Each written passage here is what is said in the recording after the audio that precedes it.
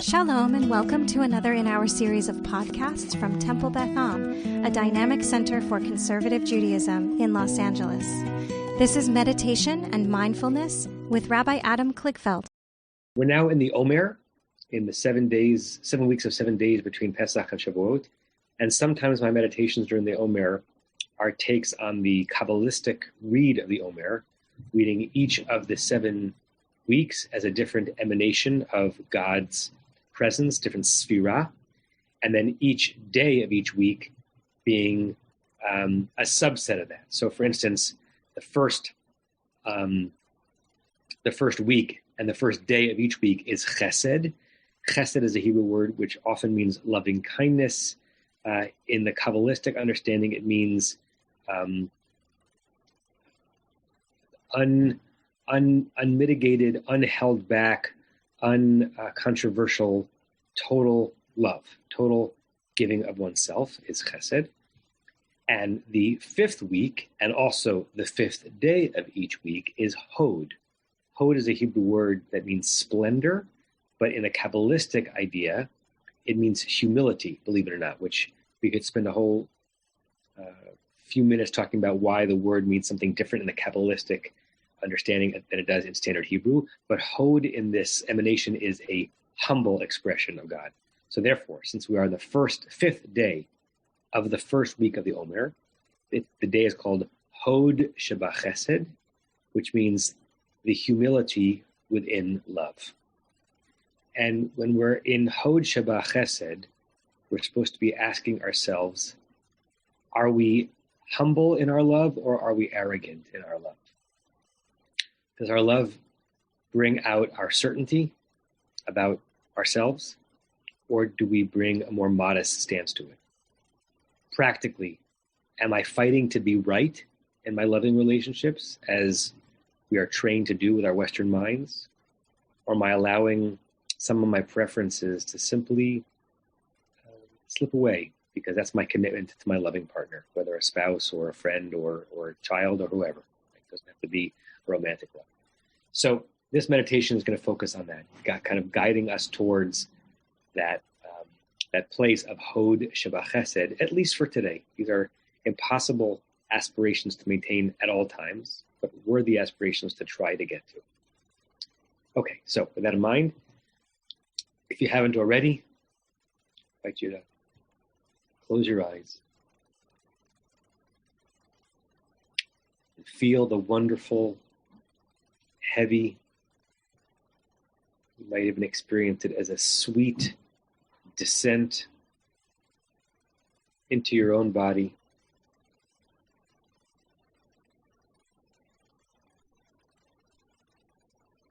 Navigating a reunion between your neshama, your soul, your nishima, your breathing, and your goof, your physicality.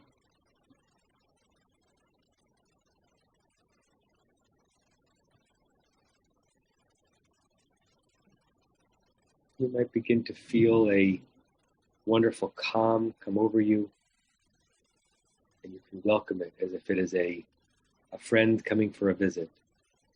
It's so nice to see you here, calm and serenity. You might also feel a tingle, a sense of being very awake even with eyes closed, very aware. One sense being turned off with your eyelids blocking vision, with your ears more attuned and your mind more attuned. And speaking of ears, it's impossible to close our ears the way we can close our eyes without the use of high intensity earplugs. We hear what is out there.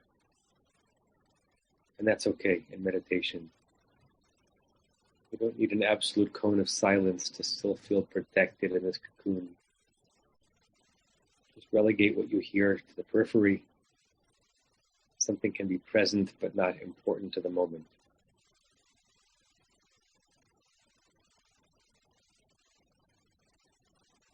And let that audio matrix, just create a background, a gentle background within which to hear my voice or ignore my voice and hear the musings of your own mind.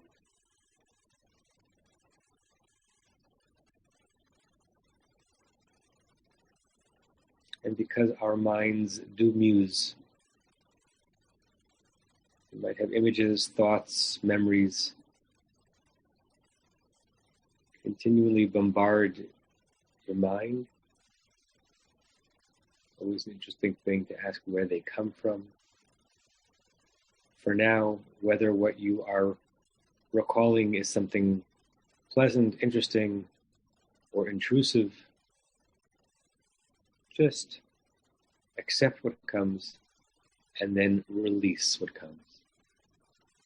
Let the thought arrive, and as if the thought were encased in a helium balloon, let it go. It's not needed for this moment. It will come back if it is important.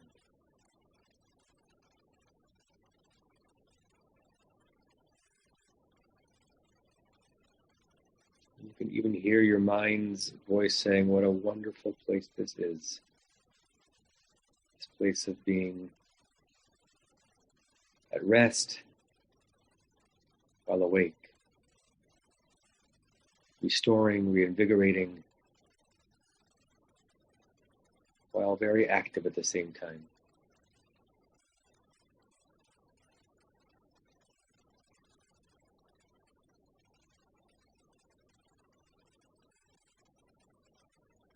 Hod Shebachesed, day 5 of week 1. Humility within love, modesty within rapture. Humility and modesty as a way of achieving a certain kind of love or rapture.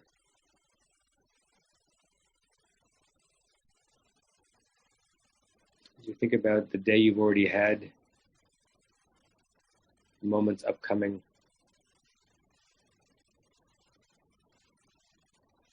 what are the ones where you're close to slipping away from Hod Shebachesed? Letting ego and certainty and bullishness help you get what you want in the moment, but also helps break down the love, the chesed.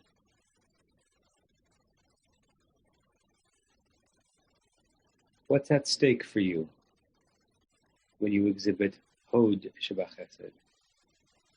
And don't put your full ego into the moment. Why is it scary? Why is it hard to do?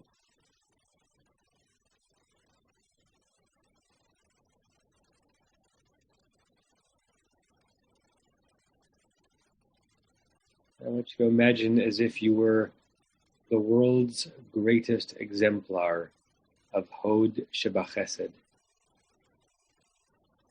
What would you look like? What would your interactions feel like from the perspective of the other? How would you feel at the end of the day?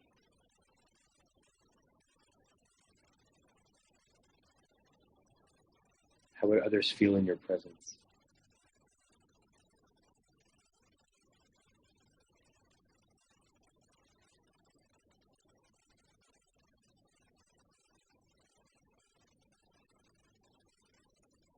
Lean in to Hod Shebachesed and see if it can become a part of your fiber so that you can bring that nexus from this 5th day of the Omer into Shabbat, into the next day and coming weeks, into your very being.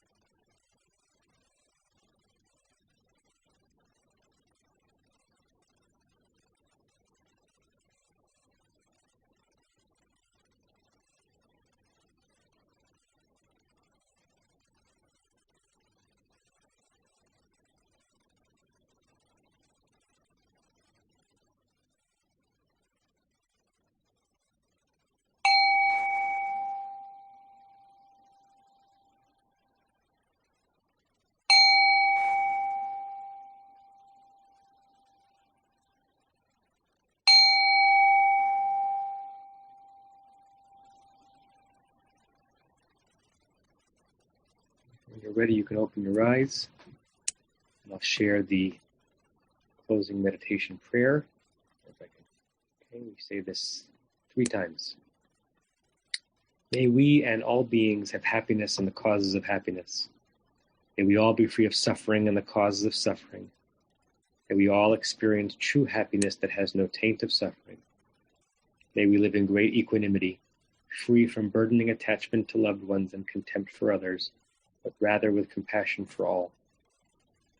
May we and all beings have happiness and the causes of happiness. May we all be free of suffering and the causes of suffering. May we all experience true happiness that has no taint of suffering. May we live in great equanimity, free from burdening attachment to loved ones and contempt for others, but rather with compassion for all. May we and all beings have happiness and the causes of happiness. May we all be free of suffering and the causes of suffering. May we all experience true happiness that has no taint of suffering. May we live in great equanimity, free from burdening attachment to loved ones and contempt for others, but rather with compassion for all. Say to anyone watching, to you, Shalom and Shabbat Shalom and Chag Sameach and Namaste. I look forward to seeing you all soon. You have been listening to another in our series of podcasts from Temple Beth Am, a dynamic center for conservative Judaism in Los Angeles. If you enjoy these podcasts, we invite you to write a review on the Apple Podcast site or wherever you get your podcasts. For more information about Temple Beth Am Los Angeles, go to tbala.org.